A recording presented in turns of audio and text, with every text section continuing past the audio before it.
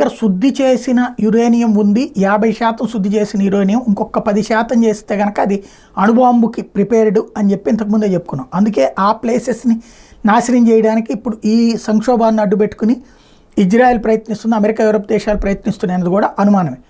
ఇప్పుడు తాజాగా open up అయిపోయింది ఇరాన్, తనను ఎవరు ఏమీ చేయలేరన్నటువంటి ధైర్యమో లేకపోతే కవ్విస్తోందో తెలియదు. Iranian law maker Javed Karimi Qoddusi issued nuclear warning to Israel amid escalating Iran-Israel tensions. Karimi Gudeshi said that there is only a 1 week gap from the issuance of the order to the first test of a nuclear bomb.